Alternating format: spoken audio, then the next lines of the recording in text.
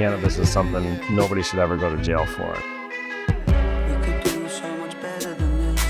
Emotionally faces and momentary bliss. Never thought that I'd see, cannabis legalization in my lifetime, but knew I'd be a part of trying.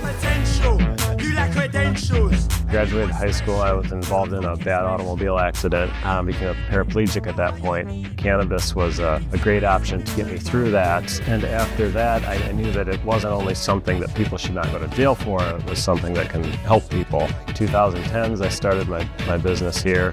Very soon after that, became involved in changing the laws for the better.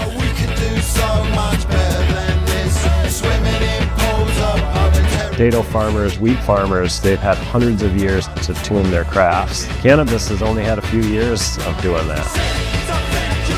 I do feel like Willy Wonka did a good job of mechanizing and still having quality candy. So that's what we're trying to do here, is mechanize it and automate it, but still have that quality.